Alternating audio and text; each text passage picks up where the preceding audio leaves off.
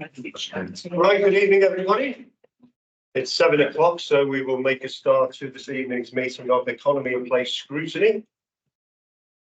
As per the agenda which has been issued, there are 10 items on there. The first one is for apologies, and I've been given one apology, which is for Councillor David Jones, with no substitute. And also Councillor Trevor Johnson, who's been substituted by Councillor John Tagg. Are there any other apologies, please? No, thank you. Any declarations of interest on any items on the agenda by any member? No, that's registered, thank you. And so minutes of the previous meeting is item 3, which is on pages 3 to 10 of your pack. Does anybody have any issue with the minutes, or can we take them as read? Take them as read. Take them as read. Don't see any dissent, so we will do so. Thank you. So before we go on to the first item of normal business, a couple of things. First of all, you will have noted that there are no microphones now on your tables. That's because there are actually electronic pickup devices in the ceiling, which allows the public who may be viewing at home to hear us. What it does mean is that because we've got members of the public in the audience, you'll have to speak up a little so that they can hear you, please. Second thing is just to welcome the members of the public that are here this evening, and just to basically align you with the protocols. You're not allowed to speak at this meeting itself. You cannot take any participation, you can only observe. Your elected members are here to actually question the Scrutiny Committee and the members of Cabinet. And obviously we are in receipt of a number of questions which have been brought forward by the public, which will be tabled and answered during the course of the normal events. So we'll move on to item 4 on the agenda, which is the update from Cabinet on items raised by the committee. So, Councillor Sweeney, is there any update? No, nothing. Nothing from you, sorry. Thank you. So what I now intend to do is I'm going to bring forward item 7, which is the Borough Local Plan update. And I'm going to consolidate that with item 9, which is public question time, so that we can consolidate the two.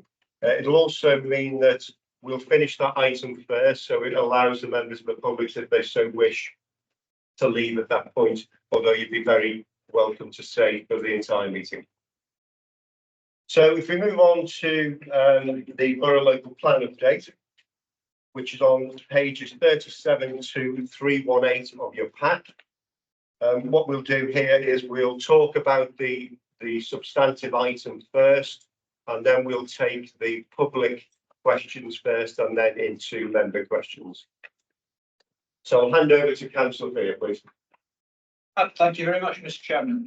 So the first thing I want to make clear about this, because I think it is important, is as you can see, the recommendation is that members note the update on the progress of developing a borough local plan. In other words, we need to be very clear that at the moment there is no borough local plan. What we have is we had a consultation, as you know, so-called Reg 18 consultation, and at the moment our officers are working through the results of that consultation to produce a local plan. We would hope that the draft of that local plan will be with us by the beginning of July, when we have this committee meeting again, and then we have the council meeting again. But it's very important to remember, at the moment there is no local plan. There is a plan in Genesis, but that is not the same as having a plan. So this item is here, as you can see from 1.2 on your agenda, that there was a request that this become a standing item for future meetings, and that is why we are having this item this evening. I suppose in some regards, the core of what we have here is 2.5 on your agenda, which notes what our officers are working on at the moment. So these are the core items that need to be generated for a local plan to be produced. that our officers are working very hard on, and I am having weekly meetings with the local plan team to make sure that there aren't any problems that need ironing out. And I'm happy to report to members that at the moment, people are well up to speed on this. So this is going according to plan. Also, you can see along with 2.5, we've also got work going with 2.6 at that juncture. And there in 2.2, you can see that there will be a special meeting of this committee on the 11th of July, and that there will be a full council meeting towards the end of that month to debate the plan when it is in fact being fully generated. But at the moment, we are still in, if you like, the embryo stage of this, and officers are working upon the plan. And at the moment, I can happily say that we are not encountering any problems in the working through of that timetable. So there's stuff to be done, but it is being done in a timely fashion. And that, I think, covers the report as you see it. You can see the amount of work our officers do, because the appendix to this item is colossal, isn't it? So the report starts on page 37. We have a short report, but from pages 43 to whatever 300, whatever it was, is what our officers have been doing so far on the responses to the Reg 18 consultation. And I think that, that the sheer volume of this report shows you that the officers are taking those responses very seriously. So that's what I'd like to say about the item per se. I don't know if our members have questions about that, or whether we want to move on to the questions fielded by the general public. Sure. So thank you, Councillor Pearce. So that's the introduction, obviously, to a substantive item with over 300 pages behind it. This document has been pre-circulated, so members will have had opportunity to go through it. What I propose is that we take the public questions first, because they may actually answer some of the normal questions that members may have had. We're going to take each question. There are 9 questions in total. I'm going to do it one at a time, and then Councillor Fear, aided by the officers if required, will then take through the answer, which is also on the screen for the public to read. And for each question, before we move on, I'll give members the opportunity if they have any clarification or supplementary questions to it. So question 1 is on the screen. I'm not going to read them out verbatim. People can read them. And I'll just, I'll give you all 30 seconds or so just to read it properly. And then I'll ask Councillor Fear to come in.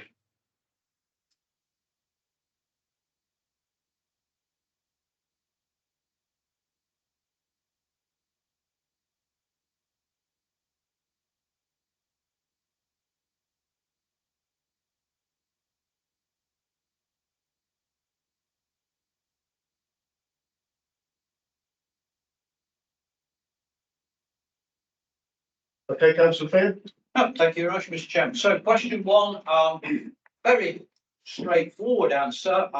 Just the leader can speak for himself. I wouldn't wish to put words into his mouth, but this statement was drawn from feedback which came from the Reg 18 consultation. It is, of course, at one level misconceived. We've got to remember that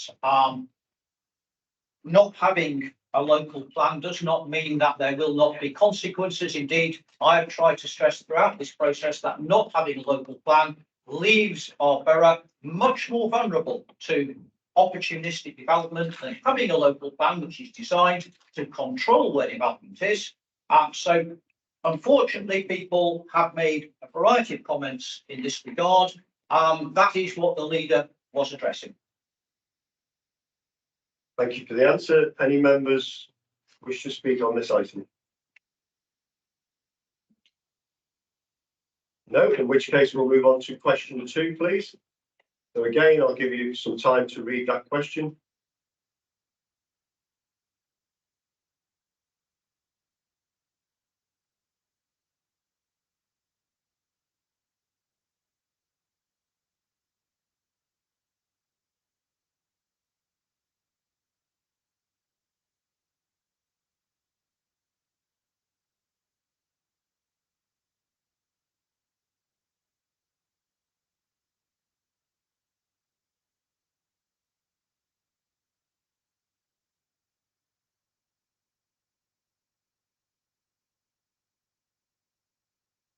Okay, Councillor Fair, thank you. Yes, I don't know if it will be helpful if we were that. There we are. It's a rather smaller material, but I'll try and speak through this. When we made our consultation on the Reg 18 stuff, we put forward a position which was supported by the evidence in our housing and economic needs assessment. Now, that, of course, is something which can be overtaken by time. And what our officers are doing at the moment is looking at responses to what was said, but also, of course, statistics move over time. And what we're doing now is looking at updated information that we've got from official sources, including the Office of National Statistics, which in fact tend to suggest that the population has got a larger dynamic than there was before. It's also, I think, very important to remember that the way that housing need is calculated is set out by government guidance. And the standard method that's set out is regarded as the normal starting point. What you have to make a case for, if you don't want to do that, is that there are exceptional circumstances for the area concerned. It is our officers' view, their professional view, that such exceptional circumstances do not exist in this respect. And of course, what we've got to remember, top of that, is that what you have to do here is convince not ourselves that this is the case. It's very nice to talk to ourselves all the time. We have to convince an independent inspector, because at the end of the day, we do not decide whether the local plan goes forward or not. Whatever happens when we produce our Reg 19 plan, and let's say for the sake of argument, our Reg 19 plan is accepted, that is not the end of the story. That is then sent to an independent planning inspector, and our plan has to convince that inspector that it is sound. So by making this notion of exceptionality, our officer's view is that that actually would not work in that regard, right? So that's why we've started where we have. Also, it's important to remember that when we look at housing need, we are looking at a suite of criteria, of which population is only one. And therefore, we can't simply rely on that as a rabbit out the hat, so to speak. We've got to factor in absolutely everything else as well. Now, beyond that, in terms of the green belts, the NPPF still says that green belt boundaries can be moved if you can make an exceptional case for that. Once again, the thing there is that we would have to convince an inspector that this was the case. So it's not, again, ourselves talking to ourselves. We cannot make this decision. It will be made independently, and we have to make, if we wish to do this, a sound case that will be there, sitting out there. So in that regard, I think that's really where we are. Also, I think the officer's answer points out that, yes, the notion of versatile agricultural land is important. That has not been neglected by our officers. That has been factored into their considerations. So I think in that respect, what I would say to members is our officers are professional people. They are cognizant of current legislation, and all of that is being taken on board as this plan is being generated. Thank you, Councillor Fair. Do any members? Councillor Hunter. Yeah, thank you, Chair. In relation to the last two lines of the second paragraph about altering greenbelt boundaries, what exceptional circumstances could there be to do that? And secondly, I'm also concerned representing a rural area about the loss of viable farming land to development as well, but especially the exceptional circumstances I'm concerned about. Again, I think it's fair to say that what one has to do here is to say there is a balance. So there is a presumption that certain things will be there, but in certain cases, the benefit of moving in a different direction will be deemed to outweigh the benefit of the status quo. I look to our officers here, who, as I say, are trained in the field and to see if what I've said is right, and if not, to put me right. Yeah, so it's difficult to identify. There could be a factor or a suite of factors that might lead to an exceptional circumstances case. There's things about supporting development needs going forward, ensuring that there's a link between the working age population being able to support future job creation or within the borough. There might be a particular specific case, not to say that but for example, the university, there might be a site-specific case constructed around that. So quite often for local plans, it isn't a single factor, it's a suite of factors that may lead us to work towards a exceptional circumstances case. What is important, as Councillor Beer says, is that case will be published alongside our consultation material in the summer for people to have a look through and comment against. And all that is then presented to the inspector, and the inspector will challenge the council on what it said and the evidence behind that. So all that exceptional circumstances case gets tested during the local planning examination. My main concern is that there's an awful in my area, which is okay, there's an awful lot of new developments going on, and absolutely no sites for future employment for people to live, the living in towns to work at. So I personally can't see the need for greenbelt development at all. Well, these are, are issues which will come up, no doubt, in the consultation when the plan emerges. If you or indeed other members of the public, members of the council, feel that the balance that has been proposed has been struck wrongly, then is the opportunity to make that. Again, I think I'm correct. I'm sure my officers will, our officers will correct me if I'm wrong in this, but that all representations made at Reg 19 stage will be placed in front of the inspector. So these voices will be heard in that regard. And as I say, this is an independent process, so it's not ourselves sitting as judge and jury upon ourselves. Anything that goes forward will have to convince an independent national official in that regard. So if you feel, Councillor Panther, that no, it's gone wrong at Reg 19 stage, then is your chance to write, and though that voice will be heard by the independent inspector at that juncture. Would an inspector give reasons for his decision if something like this happens? I think the inspector will raise points as to why he might make his decision one way or the other. Again, I looked at my office, I think that's correct. When an inspector makes a decision around a local plan, they publish a report which details their assessment on individual issues.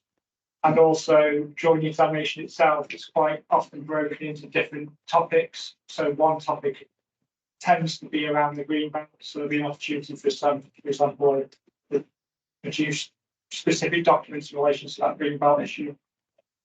Thank you. Thank you. Councillor Moss.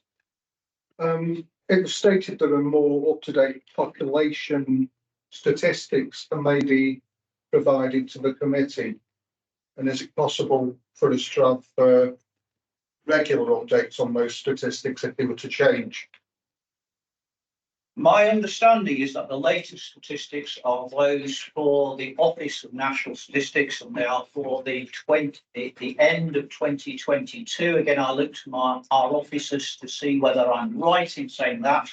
I'm not sure. I think these are things which are done on a 6-monthly basis. Is that right? But obviously, like all statistics, they lack a little bit in the collection compilation. But I'm sure that we can provide the next ONS update as and when it occurs. Thank you. So I'll just ask the clerk to ensure that that action is caught, so that after every ONS update, that is circulated to all members. Anything else, Councillor Moss? No. Thank you. Councillor Groscott. Yes, thanks, Chair. Just a couple of things to clarify, if we could possibly. Obviously, the sites still haven't been ascertained as yet, as far as I understand. A lot of people have been speaking to me, still concerned about brownfield sites that could have been, or maybe still available to be actually developed. This is obviously in line with actually the developed ones actually being saved. So that was one thing. So can we please be sure that we're doing everything we can regarding brownfield sites to be developed, first of all. The second one is about, and it's actually up there, the minimum level, I think it's 6 weeks. It has been quoted to myself that, why has that gone down from 8 weeks? The original was 8 weeks, if I remember rightly. In terms of consultation. Yes, yes. Yes, been brought forward, so it's 8 weeks, so why gone down there? Sure, we've got the best consultation we possibly can going forward. Obviously, it's a massive importance to probably and everybody to get it right. So that's been chair. And obviously, one other one that may come on to another question a bit later on is obviously about like pollution and different things like that. Is that being through Statute County Council, or are we actually doing that as an actual process ourselves? We are calling reporting. Okay, thank you. Thank you.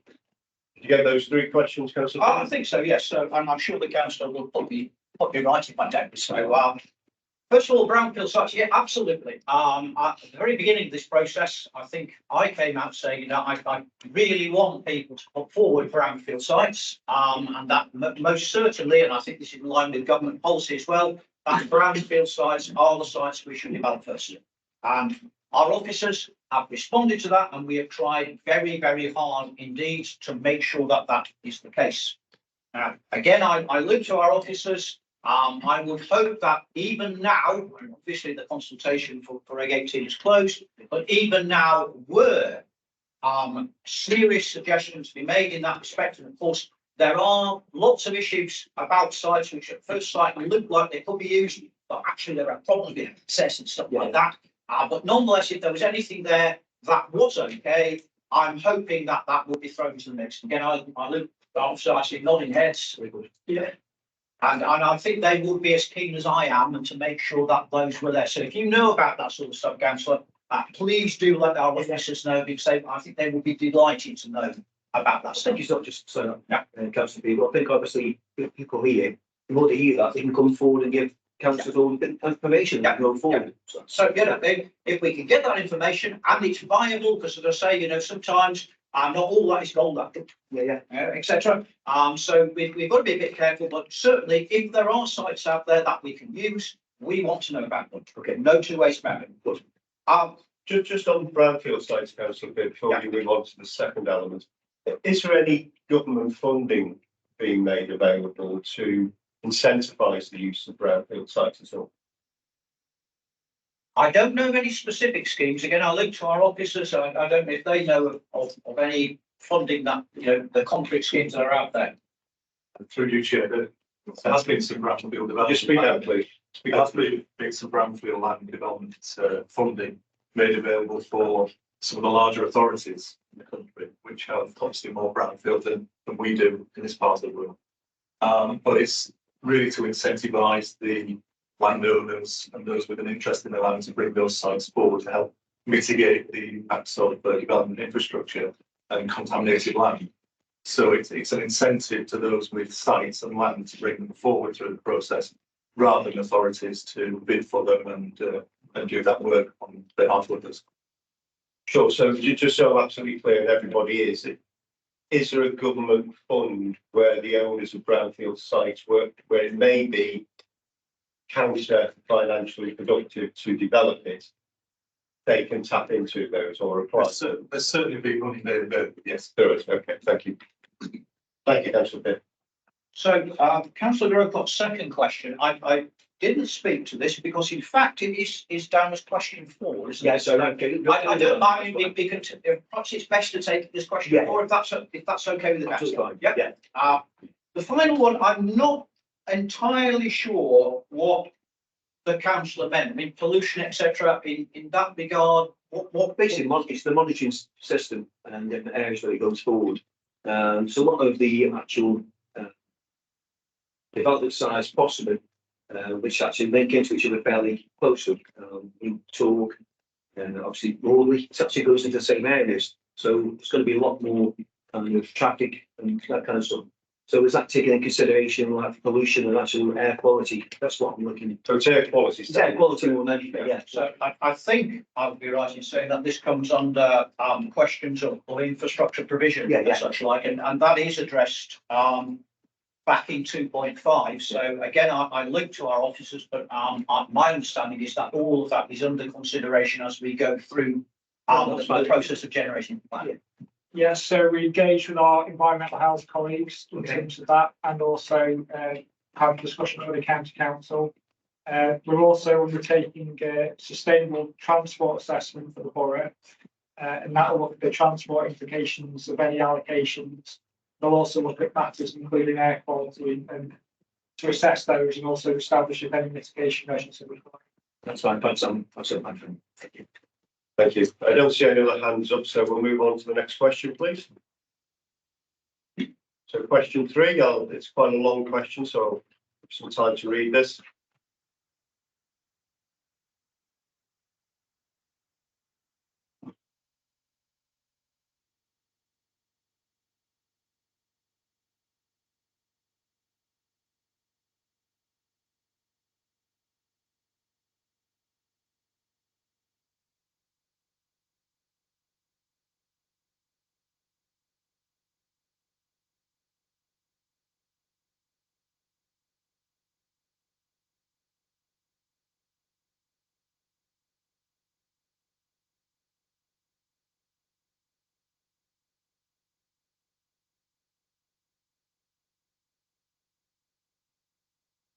Okay, so we'll put the answer up on the screen and ask Councillor Fear to take us through it, please. Yeah, thank you very much, Mr. Chairman. So this is, I think, an awkward thing for all elected members. As the answer points out, there are sort of two divisions in what has been formulated in question. One is about councillors' attitude to what might broadly call strategic planning, the local plan and such like. And one will be about, which I think is what the red card example is about a specific development. So development control in the jargon as opposed to strategic planning. Now, we do provide training when councillors come onto the council about predetermination, and it is embedded in the Constitution and the Members' Code of Conduct. What I would say to all members is manifestly one can express an opinion, but one has to be careful how one expresses it. In other words, you can have, we can all go into something, we use a frivolous example, you might say that I am predisposed to dislike Chinese food, but I am happy to go to a restaurant and try the food, and maybe I will like it. I'm not, I feel I won't, but maybe I will like it. In other words, I'm not closing something off in its absolute entirety in that way. And as long as one expresses a view in that way, saying, okay, I've got this predisposition, but I am open-minded to change my mind if the evidence is so disposed, that is fine. What is not so good is just to say, and I can remember actually for a long time ago, members saying this, and people getting very worried about saying, I'm just against this. Yeah, 100%, I'm just against this. And I'm not going to listen to anything, I'm just against it. So here, what I would say to members is revisit the Code of Conduct. If there is any concern about whether you are going to stray over this line or not, talk to our legal team, talk to our planning officers, and they will be happy to advise you. And my experience has been they will be happy to advise you, even if they are disposed to take the opposite point of view, but they are fair-minded enough to say, yeah, this is a reasonable position to take. Please take it, please enunciate it, because frankly, but I am a great believer in the philosopher Plato. I believe that progress only happens through discussion and the discussion of different ideas. But one has to be careful not to be seen to be close-minded. And again, I hope what I've said there summarises the position. I've looked to our officers just to make sure that I've got that right. They're nodding, so it looks like you have, Councillor Fear, thank you. You can't be wrong all the time, can you? Any members wish to speak? No, okay, thank you. So we will move on to question 4, please. So shorter question, so just have a quick read of that, please.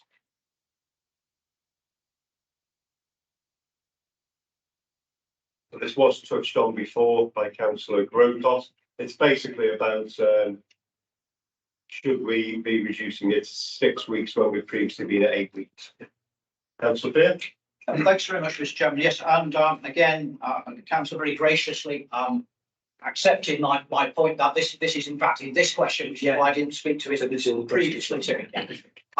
So yeah, this is an awkward one. Obviously, we want to keep to our timetable. The longer we don't have a local plan, the more danger there is of opportunistic applications that we cannot resist.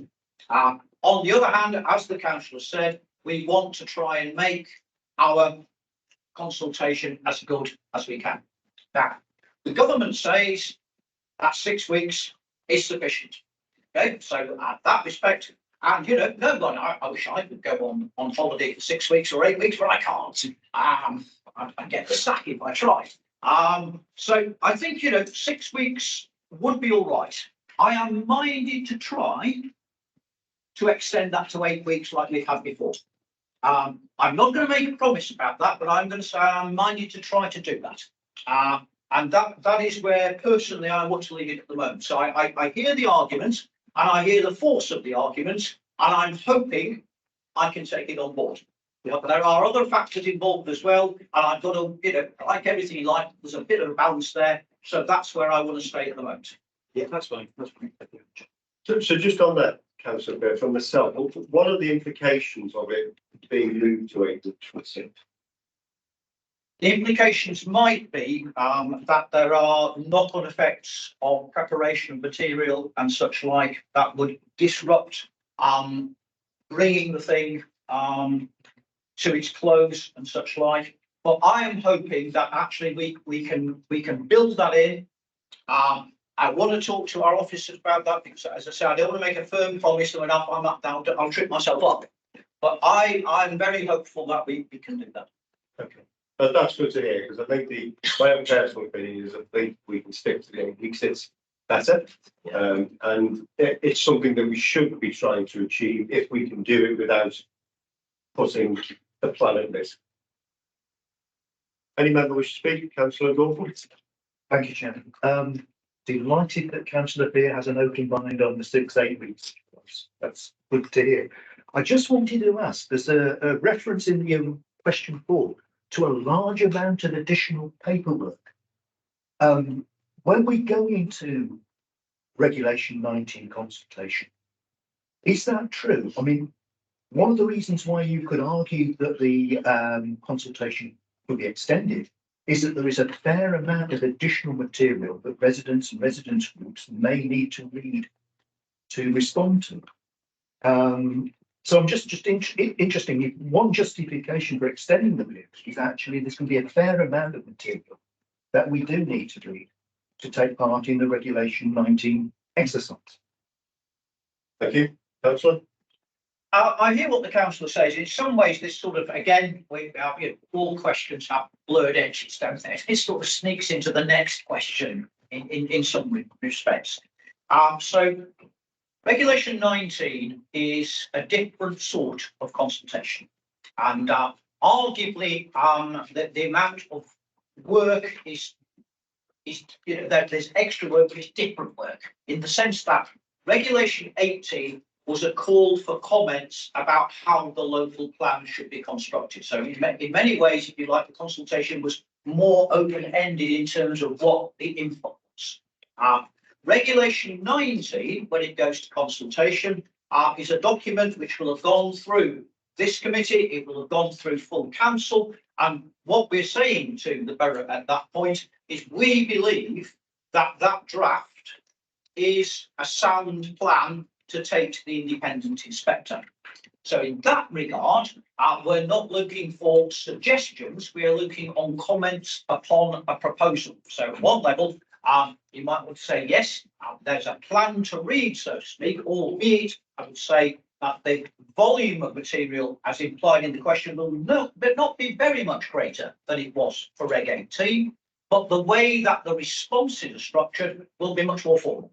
And again, I mean, I can go across this again in question 5 in a moment, because I think that these two do cross over from one another. But that will be the difference. And I think that's why the government thinks that, that what we're saying this time is, do you like this? And then if you don't like this, what are the planning reasons you don't like this for? is what we're looking for with Reg 19, and that is a sharper set of answers than Reg 18, which will say, what do you think about this? What else could go in there? Because this, the formation of the plan at Reg 18 will have been done by Reg 19. It's now saying, this is what your council thinks should go forward to the planning inspectorate. What do you feel about that? Thank you. So our Deputy Chief Executive, Simon McKenzie, has just wants to speak on this item. Just in terms of the documents being available for review versus the documents being ready for consultation, on the 11th of July, we'll have a special meeting of this committee for the local plan. And at that, and a week before that, the vast majority of the local plan documentation will be available for members to review. They will be public documents. So whilst the public won't be able to submit consultation until the portal opens, which will be later in July, there is an early bath almost for that information being shared. It might not be everything, but it is going to be the vast majority. It's going to be the size, it's going to be the rationale, etc. It might not be all of the policies, but all in final thing. So it's not as if the documents won't be made public for 6 weeks. From the beginning of July, it is likely the vast majority of the information will be in the public domain. So the consultation period where you can fill in comments on the portal will only open later in the month after they've gone through council. So it's not in effect a short 6 weeks, which is what we've had previously, because we had 8 weeks, and that at the beginning of that 8-week period, that's when the documentation was released. In this scenario, because we're now going through this more open and transparent approach to the final document, there will be much a longer period, but it won't be in the public consultation, if that makes sense.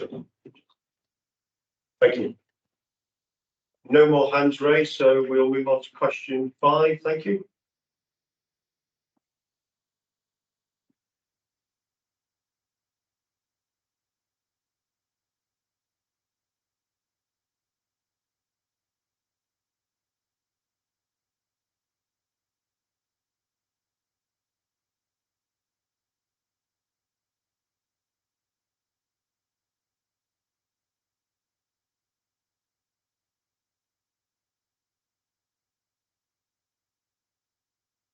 Again, over to you, Councillor Peer. Thank you, Mr. Chairman. I'm hoping, particularly after Mr. Kenny's very useful contribution there, if members are content, we've pretty much covered question 5 in our discussion on question 4.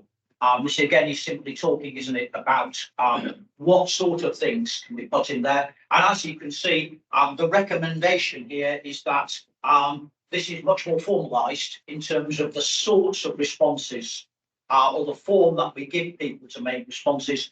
And those are the responses that will then go forward to the inspector. So again, what I'd like to stress, perhaps this is the important thing to stress that we didn't really talk about in the last answer, is that if you want to participate potentially in any future examination of the plan, it is important to make your contribution at the Reg 19 stage. I obviously want everyone's voice to be heard. So, if you are interested in doing this, do make a contribution to the Reg 19 consultation. That is the way that your voice will then be heard at examination.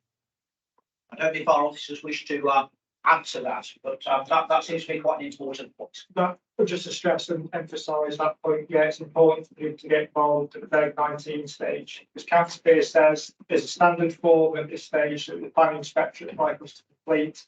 It's giving you views about the soundness and legal compliance of the plan, and then your reasons for that assessment, and then a box to say if you would change anything in the plan to make it sound, what would that be?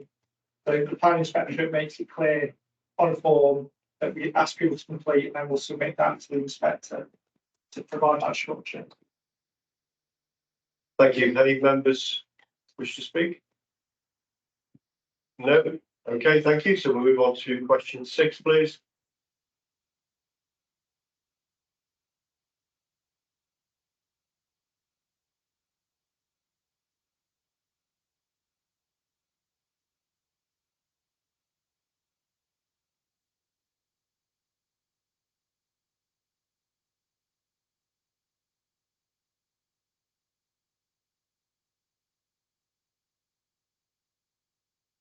So quite a specific question here.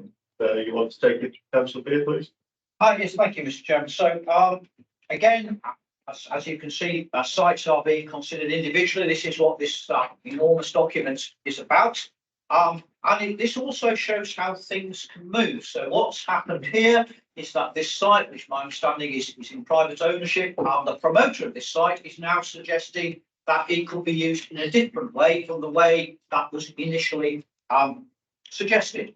And what our officers are doing are looking at that. This is not a change that is just simply accepted. Our officers are looking to see whether those proposed changes fit the criteria that we have for site selection and such like. And once again, I think the stress that's important in the answer here is, as you can see, there is no final plan as yet. It is being drafted and we'll present it to this committee and the wider council. So in other words, those suggestions for change are there in the mix. That is the right of anyone who owns property to do. Whether we feel that those are appropriate changes is something that first our officers will consider, and then there'll be a chance for elected members to consider as well. And of course, after that, even if we are happy with the changes, the independent inspector may not be happy with the changes, and he could change it at that stage. Any members wishing to speak? No? Okay, thank you. So question 7, please. Still ask question. Thank you.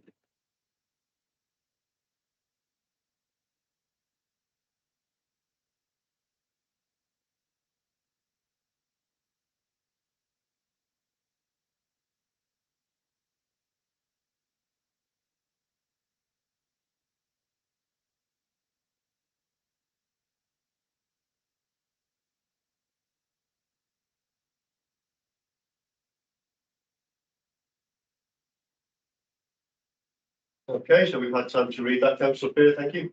Thank you very much, Mr. Chairman. So once again, I draw your attention to the final paragraph of the answer here, which again is simply to stress that this plan is in its genesis, so nothing has been decided at this point. As regards specific sites, we have published our approach to site selection. So the criteria are out there as a transparent thing, which are applied to site by site. So obviously, like planning in general, I'm sure that those who sit on the planning committee will encounter this all the time. Very little is out there in black and white. There are balances, and people will come down on different sides of those balances as time goes by. That is, of course, what our officers have to do.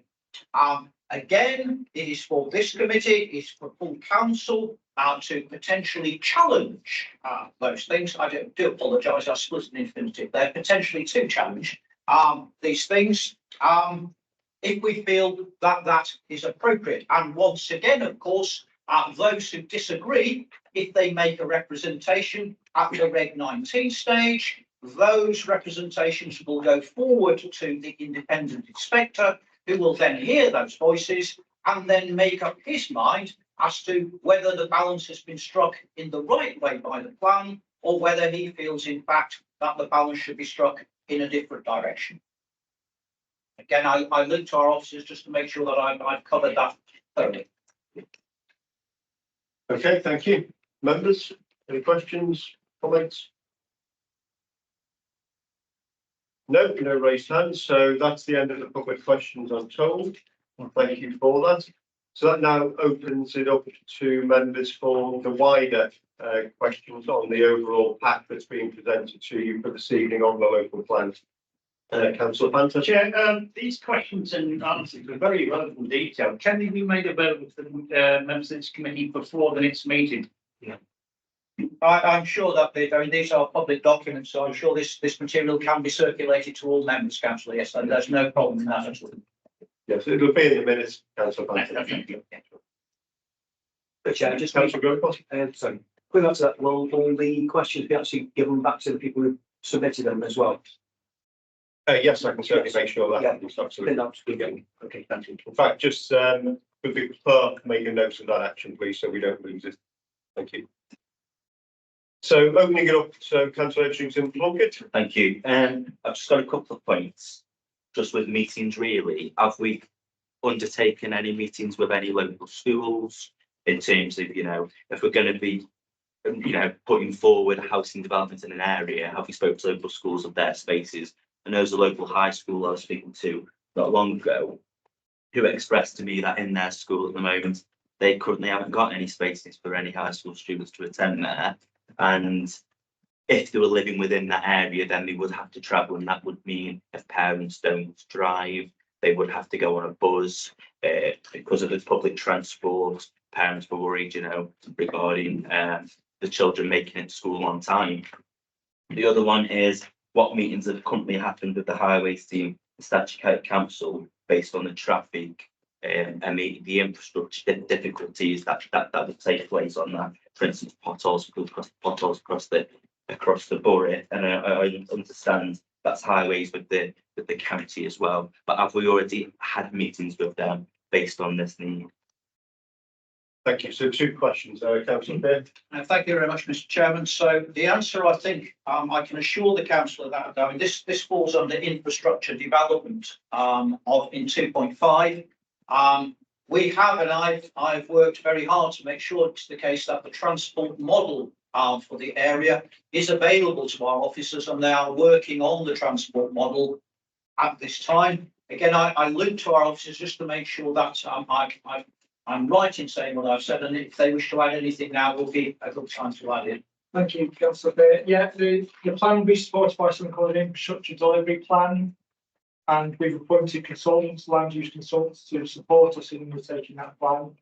As part of that, we are engaging the county council on education provision and education numbers across the borough, and that will establish whether any of our allocations require mitigation, including direct provision of schools or contributions to extensions to schools, etc., etc. And as councillor has also mentioned, we're undertaking a strategic transport assessment. And as part of that, we've got a steering group, including the county council and National Highways, who are involved in that study. And again, that will use the model that councillor Beer outlined to assess the impacts of sites and establish whether the network is capable of accommodating the traffic, and if there's any mitigation measures that are required to be directly funded through the sites themselves. So in short, yes, both those activities are ongoing in support of the plan. Anything further, councillor Beard? No, I thank the officer. That answer your questions, councillor Plunkett? Yeah, and I suppose as well in terms of doctors, we'll be having, working obviously with Statute County Council. I know the head of health will be working directly with them, and we'll also, part of this process be updated as a committee based on what they've said.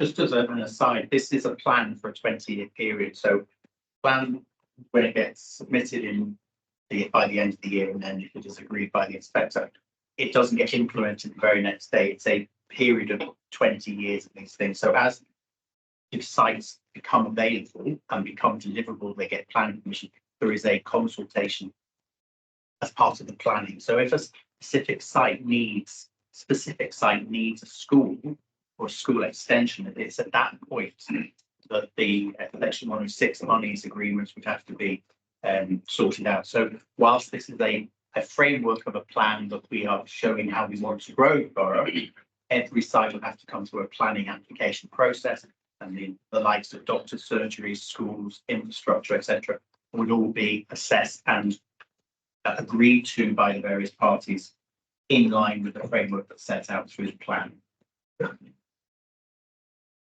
Councillor Gordon? Thank you, Chair. I'd actually just like to get a point made by my colleague behind me. Yeah, I mean, I can see in terms of the infrastructure delivery, working with Staffordshire County Council in terms of school numbers. But the documents that we've had so far emphasise that infrastructure isn't just about sewers and roads. It's also about doctors' practices. It's about dentists. It's about access to adult social care, for example. That seems to me to entail a different sort of discussion with many other different sorts of agencies. And can the committee be reassured that those sorts of discussions are going on As I say, it's not just the county council that's involved in delivering these crucial services. Sure, thank you. Councillor Pearce? Well, I think I can reassure the council. I mean, our team is more than aware that, infrastructure, I agree with you entirely. People think instantly of roads, and perhaps if they're a little bit further on the ball on drains and sewers, stuff like that. Not very romantic, but very, very necessary. But manifestly, the provision of education, provision of healthcare is part of that, and that is something I think it's fair to say that is factored in by our team. And it's ongoing. And again, I think what Mr. McKenny said is also relevant, that we are dealing at a strategic level with a local plan. That is not to say that when any specific development, a tactical development, if you like, if you want to keep the military metaphor going, comes forward, there will not then be stern questions asked of that specific development, of how it is going to provide the necessary infrastructure in that place. And again, I look to our officers just to make sure that I'm not missed anything out. No, that's. Thank you. Any other member wishing to speak? Councillor Panda? Yeah, Chair, thank you. In relation to what the last two speakers brought up, I know some of it could be possibly covered by Section 106 money. But I'm strictly concerned about doctors and dentists. Because in my ward, there's only one doctor, which I believe is now full and cannot take any more national health patients. And there's no dentist at all. What's going to be done about that? Councillor Pearce? Well, what's going to be done is that when a development comes forward, it will have to convince this council in the form of its planning committee that sufficient provision is made. If sufficient provision is not made, an application can be rejected.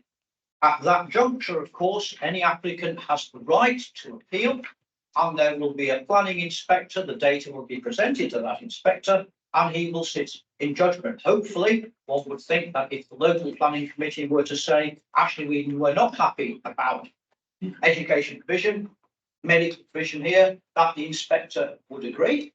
Sometimes that happens, sometimes it does not, but there would be the necessity for any applicant to demonstrate that that was there, and the plan in its first instance is designed to take those criteria into consideration. So one would hope that something that came forward would in fact already be cognizant of those needs and would act in that regard. And I raise this point because it's very relevant to a recent matter that came for planning for Mutts would leave 150 houses. There's also another one in the pipeline, bottom of Eccleshall Road, for about the same, and none of them include doctors or dentists at all, or in fact, not even a community centre. Just following the logic of this, in terms of statutory consultees, I'm very much aware that education establishments are part of that. Our healthcare authorities. My understanding is yes, but I'm asked to our officers. Thank you, Councillor. Yes, in short, we engage with NHS. One of the purposes of producing an infrastructure delivery plan is to have that engagement with both the county council, NHS, and other providers to establish what infrastructure is required to support allocations. And then, if there is an identified need for support in certain areas, we can then build that into policy. So we can say for a particular site that it's expected that that site contributes towards either direct provision on site or contributions towards the NHS in order to support the delivery of that site going forward. And just to emphasise again the points that both Councillor Byrne and Mr. McKenna's raised about, you shouldn't assume that all sites are delivered at once as soon as the plan's adopted. There's a period of time for sites to come forward and to support infrastructure delivery and do that programme of delivery over the plan period as well. I think Mr. Jordan wished to make a comment. Yeah, through you, Chair, one of the benefits of the local plan process is that we can engage with service providers so that they can be informed about their own investment plans.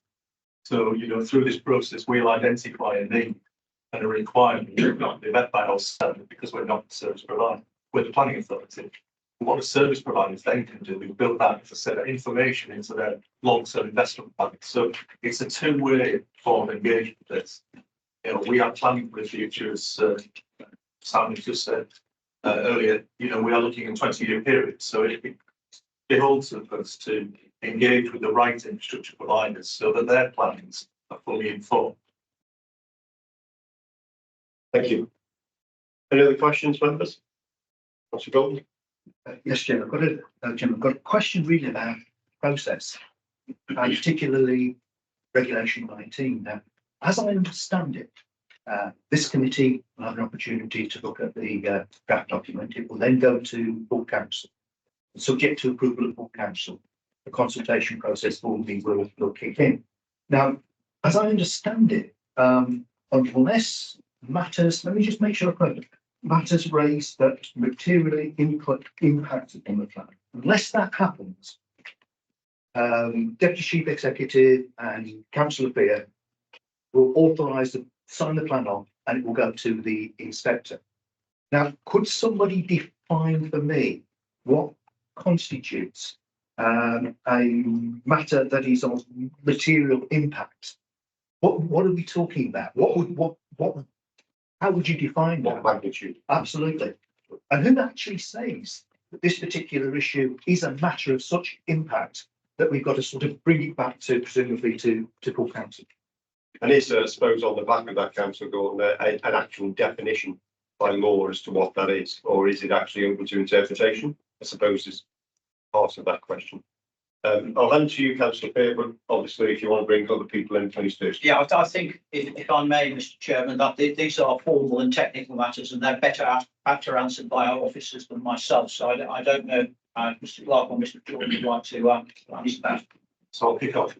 That's what I get, Chair. So I think what we're talking about here is something that goes to the heart of the plan. So, for example, it could be a change in national policy that impacts upon the plan at the time that we're about to submit it. And we need to bring things back to the members, give you the opportunity to have your say on what we inform you as officers, the issues there. It could be that a critical site that's in the plan at the moment suddenly becomes not deliverable or available. And we need to have a rethink. So it's that kind of thing that we're talking about, something substantial, something that goes to the heart of the plan, which means that it would be remiss of us to submit that plan before we bring it back to members to give you the opportunity to have your say. And just following that up, just really to, I suppose, to get the clarity of the question. Is that set out in any way through any of the legal documentation or MPPF aligned to this, or is it interpreted?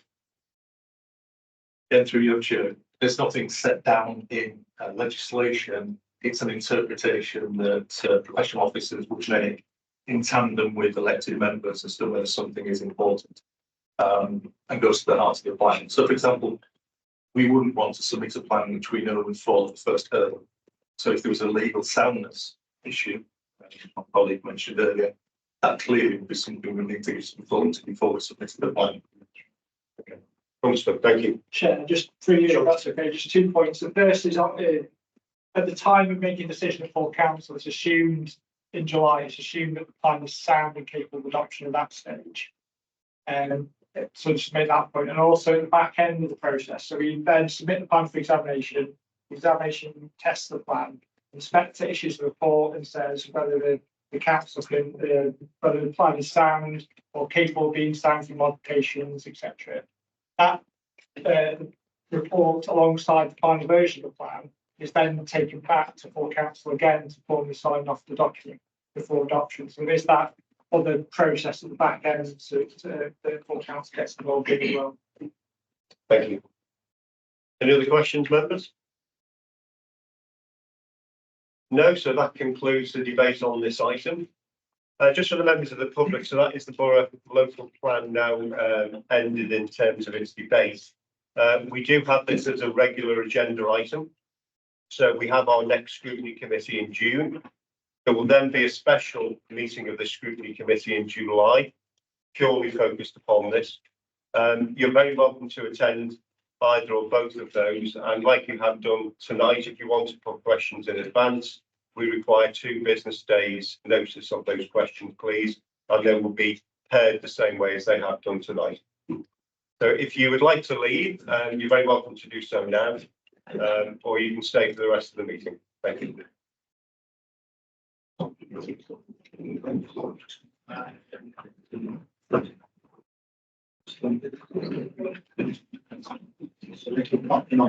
Thank you, thanks for coming. See you later. You guys today, how are you? Don't want to rush you. Be very helpful.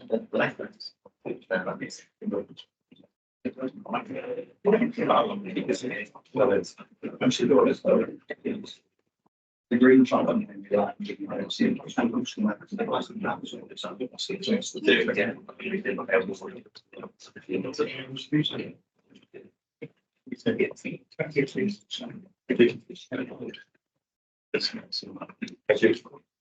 The green button on the left. There should be somebody else there.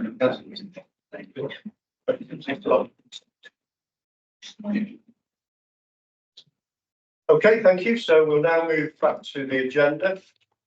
And the next substantive item is item 5, which is the Nottingham Master Plan. So I'll ask Councillor Sweeney to introduce it. Yeah, thank you, Mr. Chairman. I think for a long time now, nothing has been forgotten and laid down the side. And I think when Boris Johnson took over, he wanted to level up and improve places like Nottingham. So he put money into these areas, and this is an up to date on where we are with it. You might notice at the top there it says Nottingham Cross Heath. It's a Nottingham Master Plan. So why is Cross Heath on it? Well, the whammy is actually in Cross Heath. So the Councillor Mr. Williams are here for the sports pavilion. But I'm not going to go into everything that's on these papers because it's all very well written and easy to understand. But I'm very happy now to sit and take questions. And if I can answer, I'm sure Mr. Enemy on my left can. Okay, so over to councillors. So Councillor Edgington Plunkett, please. Thank you. So, and please correct me if I've read this wrong. So, following the contractor previously withdrawing out of the tender, what's changed? Was it a financial situation? That's my first question. Who will be maintaining the piece of land? Will that be part of our operation under, our cutting services? And also, how long will the lease be with the person who will take some? Well, to start with, it's gone out for a new tender, which is I think we're in a position now where we could be appointed tomorrow we do. Let's get council yes. So it's gone to new tender. As to the rest of the questions, do you want to answer them? Yeah, so as Councillor Sweeney says, the retender is going to be full council tomorrow. So what has changed is the original tenderer that was successful withdrew their offer, and the difference between that and the second lowest was prohibitive for us to actually go through an officer decision notice when procurement rules prevented us from going to the second tender just because of the value difference. And we worked with the lowest contractor to see whether we could get them back interested in the project. They withdrew because they said they didn't have enough management resource to undertake the work. So we were forced to go out again. We've now gone out and we're again working with the selected contractor. They were the second lowest because the lowest contractor didn't have the requisite registration to work on such a construction project. They were more about highways rather than a construction building contractor. So it was a bit of a waste of their time, but thanks for offering. So we're now working with the second lowest to try and reduce his tender as well. So, and that is going before cabinet tomorrow. In terms of the green spaces, we are Newcastle Football Dads and Lads, I think it is taking over the maintenance of that alongside our street scene. I don't know the specifics of who's actually going to cut the grass, but if the grass is cut by street scene, we'll still be doing that. But the lease will be a full repair and maintenance with that group, and they have, I think it's a 25-year at the moment, but I'll have to check that. But they become responsible for the maintenance of that. And I keep saying this every time we get a question about when are we building stuff. We will build stuff for the community if there is a group to take on that asset. So in this case, we have found a group that is existing on the site and is prepared to take on the responsibilities for the new changing facility. Simon came in and showed his football knowledge and not with dads and lads, which is not with dads and dads. Newcastle Town, run Row Lane. And they do an absolutely superb job on it. They've got a history in this. We basically, Row Lane, unless you're fellas, you get on with it. That's what they do. We have no movement on that as far as I'm aware with Row Lane. But if you ever go up there, it's a superb facility to look after. And the number of children that have training there, the number of teams they have, it really is quite inspiring. And there's absolutely no reason why the site on the one can't be exactly the same. Thank you. Can I ask you questions, Councillor? Yeah. Is Councillor Moss, will you want to speak? Yes, Mr. Chairman. I've got two questions. Should I put them both together? Yes, please. Okay. In regard to the High Street development, specifically referring to the part of the site that is currently off Acacia Avenue. It's some green space where residents walk, dogs, etc. And there are some goalposts there. To aid my understanding, is it the case that the council or the relevant committee consider development proposals, and on the basis of those proposals, if they are approved by the relevant committee, then the sale of that green space can go ahead from the council to Aspire's developer? That's the first question. I'm trying to understand how green space becomes built on land for my own understanding.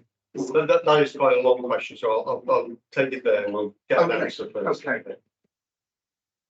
Sweeney? I'll pass over to you. Thank you very much. You're very welcome. I was trying to put a picture up on the screen, but on page 19 of your pack, there is the plan of the High Street Acacia Avenue site. And yes, there are at the moment some play areas and football pitches, etc. You'll see at the top, it's sort of 2/3 up on the left-hand side. There is a provision for play equipment, etc. There won't be a formal football playing area because that's one of the roads that we're developing Wanning, so people will be able to go over there. But there will be relocation and a refurbishment and new installation of play equipment. But the site is being sold to Aspire. Okay. The question was aimed at how my residents might seek to object to the sale of that land. I didn't specifically state that. Okay, sorry, no, I can talk you through that. The sale of the site is subject, it's part of our assets management plan, and it's listed as one of the sites that we will be selling. And as part of that, before the site goes through, there is a consultation, public consultation, where there is a notice put on the site that we'll be proposing to sell the site. I'd have to find out where we are with that process, but that is when the public and members can object to the sale. But in terms of council policy, it has already been accepted through the asset management plan, which has gone through cabinet and went through council when we took the finance papers through the medium-term financial plan. The commercial strategy, so the asset management plan was part of that suite of documents. So there is a strategy and policy signed up to by council for the disposal of that site. But members of the public can still object to that if they wish. How that would actually work through is then subject to council screenings as cabinet member for finance, etc. But there is then a further opportunity when the site goes through planning. If the members of the public wish to object to the development of the site, they can do through that process. But it is already earmarked for sale and has been ratified by council decisions already. Question 2, please, Councillor. Question 2. It's more of a request than a question, just for the committee to be kept up to date in regard to seeking any groups to run the community centre, because as I understand it, the development or building of that centre is dependent on finding an appropriate group to run it. So just can we be kept informed about that process, please. You certainly can, and if you think of any moves, this is when you let love to get. Yes, thank you. No problem. Was that a request for you as a ward councillor for the whole committee? I mean, certainly me as a councillor, but if the rest of the committee would be interested. So the committee would be interested? Yeah. Okay, so again, through the actions, the clerk is asked to annotate that, and obviously we'll make sure that that's distributed at the right time. So, Chair, I think it's the last meeting or a couple of meetings ago, noted that support Staffordshire could be a good organisation to actually procure somebody through. Obviously, they do back up with that, obviously, charities and different things as well. I wonder if that's something we can go through, because I'm connected to support Staffordshire as well. So, Jamie Rogers and Will County, obviously. I think that could be worth bringing them. I don't know if they want to do that or happen. I will be Jamie asking to come into yourselves and. And we know, Jamie, it's a good call. Yeah. We're at the start of finding Yeah. that tenants. Yeah, so you're getting more involved in the community centre to completely all of it, so it makes good fit. Thank you. Any other questions, councillors? Don't see any hands raised. I just want to ask a question of councillors Williams who are in the gallery. Can you hear all the debate? No. You can't? No. The last debate, no, you just. No. That was a concern of mine when I knew our mics were turned away or weren't on, so I'll ask Mr. McKenna to take that forward for future consideration. Thank you. Okay, so we'll now move on to the final substantive item, which is on pages 27 to 36 of your pack. Town Deal and Future High Street Funds update, which is our regular item. Councillor Sweeney, do you want to introduce this, please? I'd love to, thank you, Chairman. This is the same report that went to PAPS last week. And it's just an up-to-date progress report, really. But if I bring up a few highlights. First of all, the Astley Centre. If you've not been, it's well worth going to have a look at. Now that's done and finished and up and running. So that's worth supporting. If you go to the York Place, they have started to strip out the innards of York Place, not the outside of it yet, but the innards being done. Everybody can see the way the car park is coming on now. Nothing really to do with the High Street Farm. I'm going to mention it anyway. And I think what a superb job the co-op done with Laura Ashley. And when you see that, so it's nothing to do with this, but I think it's a really, really good job. You'll find there's a little map a bit further on, a plan of it, of the town centre, and I don't think it's desperately clear. It's this one. I'll just tell you what everything is on it. What page is that on? It's on page 30. Page 30. It's basically it's right fonts, and I don't think it's particularly clear. It's not being photographed that well. I don't think when it's gone through. But to the left-hand side, there's a sort of long rectangle. That's the car park. And there's a long, thin rectangle, which looks like a line of terrace houses, which is probably what it will be, as a spire. And there's three sort of rectangles to the right of that. They're also a spire. Then the L-shaped upside-down thing is McCarthy Stone, older person's accommodation. The bottom of the thing with the L-shape, that is the new hotel. And the or what is it? The funny sort of shapes, rectangular thing with different colours on. That is Capital Century, what they're going to put on there. Remains to be seen what they come up with. But that's the plan as it is at the moment. That's very flexible, and that can change. Also, I'd like to talk about the thing that I'm most excited about the whole process, really. And this sounds a bit sad, and you must think I've got a very, very sad life. But I think the Midway car park is the single most exciting thing here. Capital Centric's plans. The drilling holes in it, opening up, making it a nice airy place. Nobody is grieving the loss of the Midway car park. I can't believe anybody thinks that's not a good move. Having these having flats in there, flats to buy, I think is an excellent innovation. I'm really excited by it, and I think that when it is done, councils all over the country who've got 1960s and 1970s car parks in their portfolio will come and look at us and think, how the hell have you done that? Or we could do that with ours. So to me, that's the highlight of the whole thing. But I think we said before, there's a sequence of events now. Car parks being built, then we can shut Midway, and it just all revolves around like a line of bricks, building up a wall, if you like. But I'm happy to take any questions. So over to members for questions. Councillor Plunkett. Thank you. I just want to touch upon the hotel. I know there's a couple of hotels already, you know, sort of around the area. What data have we got from those hotels of how busy they are? We've got a percentage of a usual week of how many of their rooms are taken up. And also, what market are we looking at for people to come into our, you know, into our hotel? Are we going to have a conference room? Is it sort of going to be just a sort of a state place? You know, what are we looking at in terms of the design of that? But it's going to be either, so it's a mid-range hotel, a little bit better than your travel lodges and your Premier Inns, but not top of the range, I think. As to the risks involved, and again, it's another capital centric project. So we build it, then they buy it off us for the cost of what it costs to build it. So there's no what's the word, no risk for us like the rest of these things. Capital centric going to take risk. We build it, they buy it off us, and away we go. And if Ibis don't think they're going to make any money, I don't think they want to put the name to it. Yeah, it's an IBIS style, which is part of the Accord Group. And when we took that through Cabinet recently, late last year probably, you'll have noticed if you read papers that there was a feasibility report that is produced as part of the process. A brand won't get involved with the developer or an owner for a new hotel unless a proper feasibility and business case has been undertaken, where they look at hotel provision across the area with, and it goes as far as Alton Towers, it goes all the way to Crewe, etc., to understand what level of demand.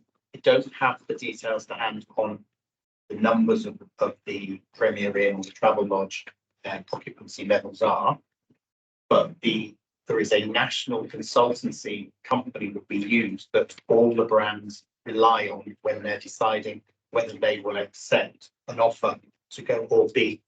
We went through a tender process, so it was whether they wanted to tender for our hotel.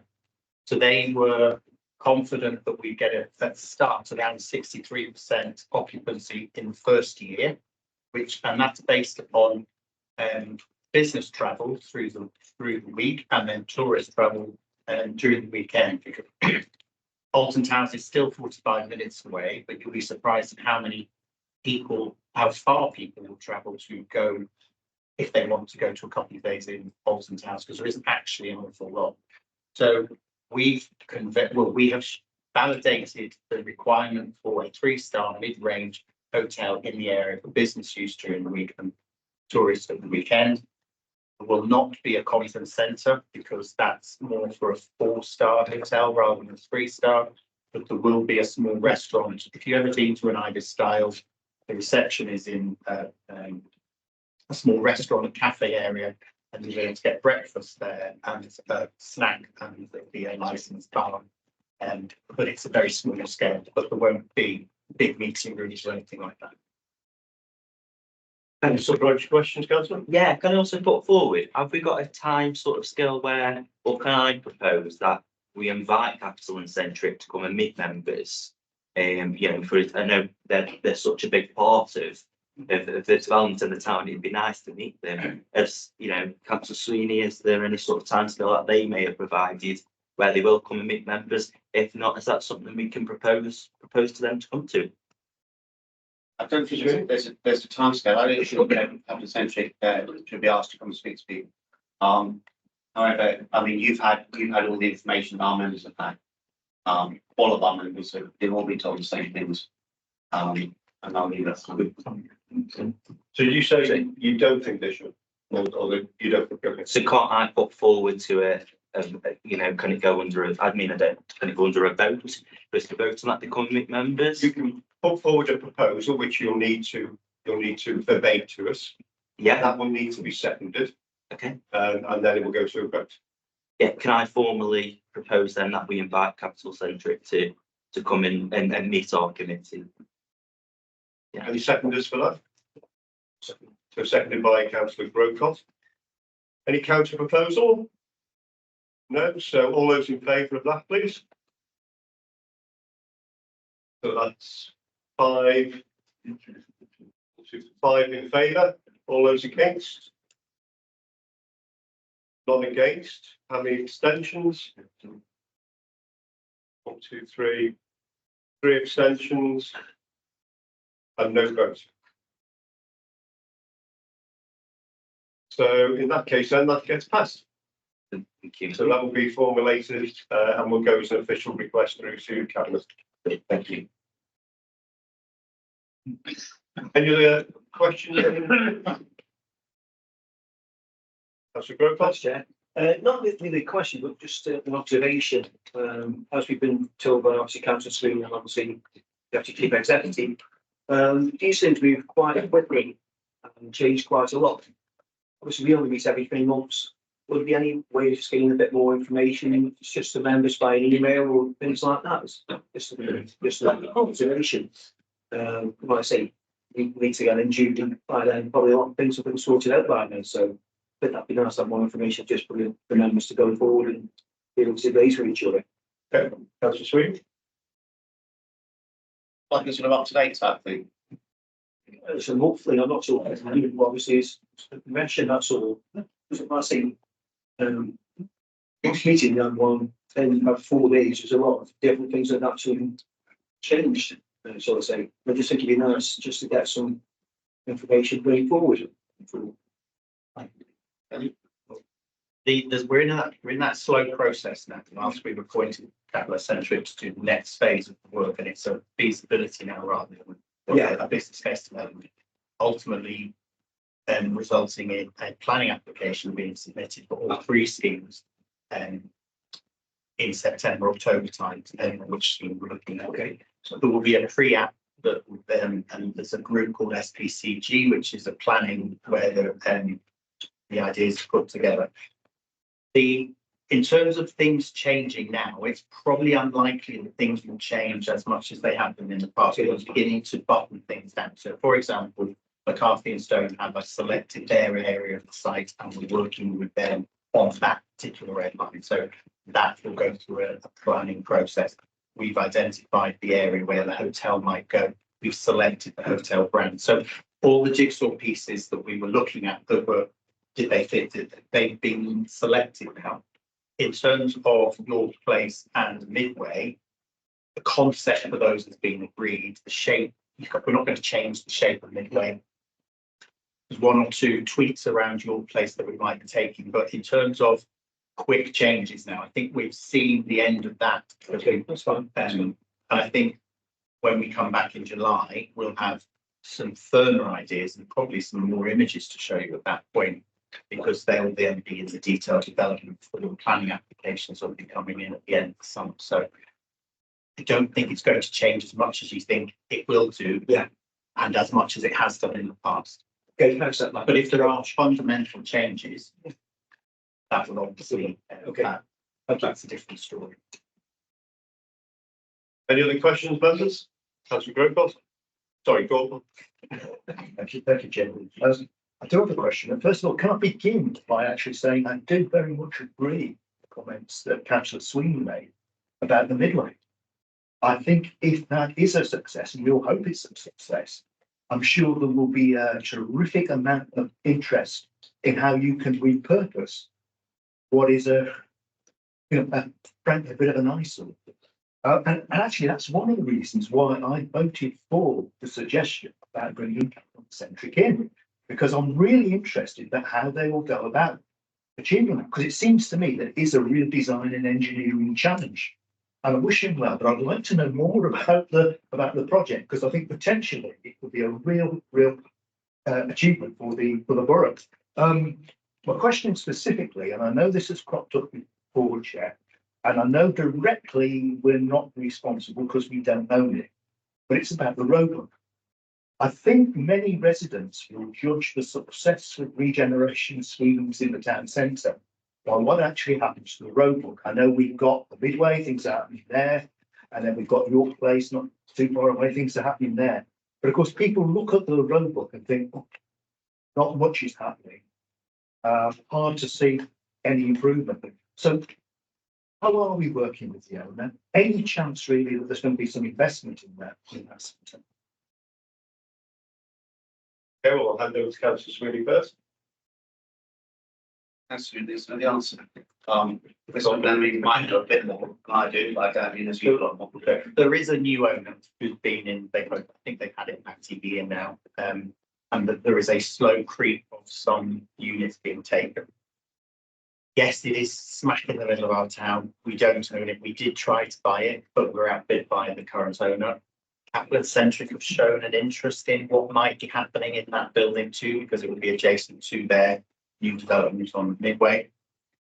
Best case scenario is all of our regeneration plans go with an absolute, they're a belter, and we fill the town centre with new retail offer. That's, you know, that's Nirvana if we can. I'm suspecting that as the town is starting to, and it's already starting to see new businesses come in, people relocate, etc. And the robot will start to see some success in terms of filling itself out. But at the minute, it does look very sorry. But it is in private ownership, and we are trying to work with the owners, particularly around the access into Midway and the shutters, etc., into level 4. But it's a difficult nut to crack. Thank you. Any other members wish to speak? No, thank you. So that ends that substantive item. And now just takes us on to item 8 on the agenda, which is on pages 319 to 322 of your pack, which is the work programme, and particularly focused on June's committee. We obviously have the regular items on. I've also invited HS2 to come and be before us, because they are should be scrutinised by us on an annual basis, and they were last scrutinised last June. They've accepted that, and one of their senior managers will be coming along. I've asked them to particularly focus upon the impact of the cancellation of phase 2A, what it means for landowners and house owners where they've had impact and compulsory purchase. What is the future going to entail from that, over what sort of time period? We'll also make it publicly aware that they are going to come to scrutiny, so the public are able to come along and hear it, and also put any questions forward in advance if they may wish to. As usual, any members wishing to suggest another item, then please do it through myself. That takes us on to item 10, which is urgent business, none of which has been put forward. So it's 8:28. I'd like to thank everyone for their attendance this evening, close the meeting, and wish you a safe journey home. Thank you.